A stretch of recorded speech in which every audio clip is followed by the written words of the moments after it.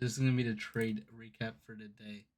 So right off the bat in the morning, when I come over to my NQ chart, right, I identified like where the London high was and where the Asia high was and the Asia low for the day on NQ, and then on ES we also identify where the London high was, which is over here. So this is where the London high was, and where was the London low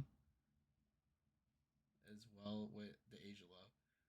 So right off the bat in the morning, like I said on the stages that this 734 is going to be a massive ceiling on Qs just because of the amount of exposure had. QQQ right off the bat had 100k in exposure and SPY had like 1 billion, literally touching 2 billion right off the bat. So like off my first trade, I took shorts right off the open and I targeted these lows and like they smacked perfectly. Like I targeted the London low on NQ, or was it the Asia low on NQ? I think it was yeah, it was London. And then not only did I target as my TP, I took longs on it back up from that London low and that Asia low back up after we took out those major liquidity areas. And this also happened to be just a key level overall on ES. This is like a triple bottom. And then we came up, we kind of just chopped down this range where I didn't touch price. And I was watching out for a potential um, rejection just because everything else on the upside wasn't really accumulating other than QQQ and SPX having some negative Barneys to the upside, which was my only risk factor that if those play out and we get above 734 on QQQ or 7810 on SPX, that we were going to see a rug to the upside potentially on QQQ. But we ended up getting a rejection and still sweeping out liquidity. And on NQ, we actually took out the previous day high on this candle. So previous day high being up here, and we took out the previous day high, rejected it, and then we got the dump down.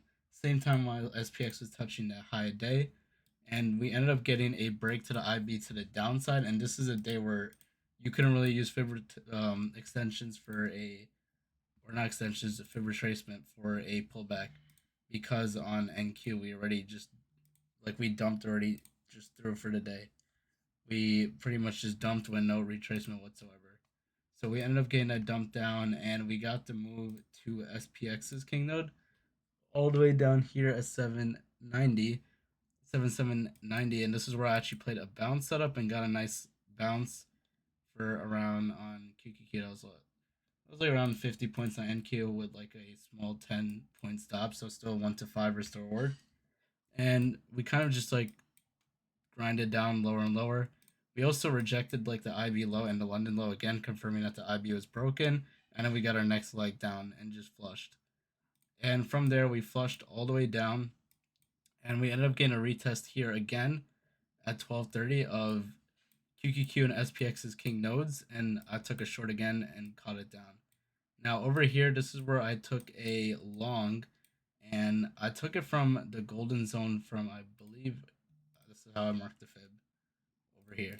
So when Q's was in the golden zone and also tapping into the 729 king node, this is where I pretty much held a long back up, and we had a double bottom at the golden zone on QQQ. SPX as well. We had this double bottom right here with this Barney that was accumulating, and SPY also had this major 775.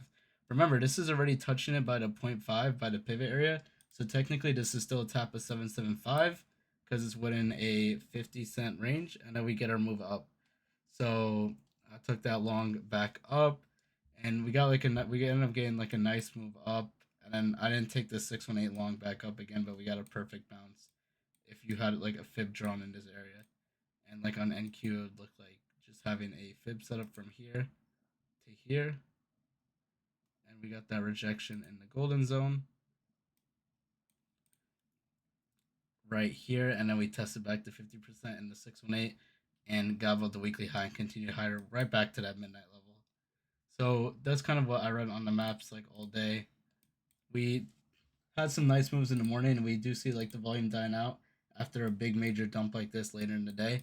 So like this kind of like these shorts, like all the way down and everything was like your that was like your bread and butter for the day and like what played out. And then you had the nice bounce here, and then the longs that I played in this area, and then we just kept going up and up and up. So it's kind of this trade recap was very short, but could actually like just look back and see like these draws and liquidity down here. Like we ended up holding them as like resistance throughout the day. So that's kind of how I was able to play like a lot of scalps. So like we had this draws over here, which was pretty strong.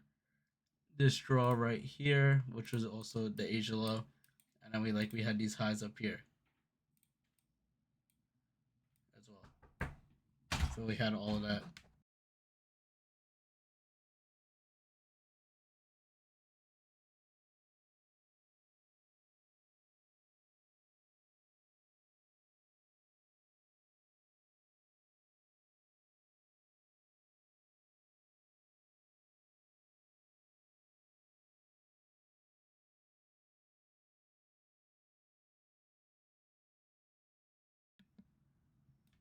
And yeah,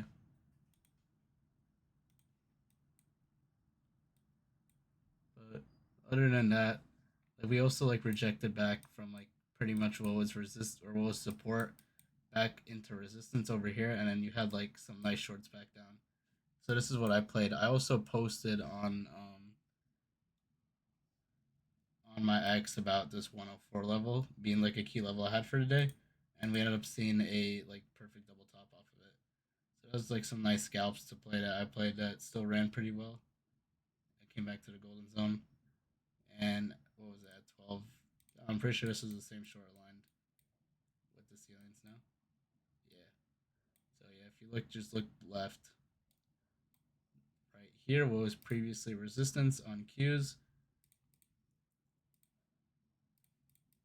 I mean support, ended up acting as resistance right here, aligned with that king node. So this was pretty nice to see. But yeah, hopefully this guy helps and enjoy the weekend.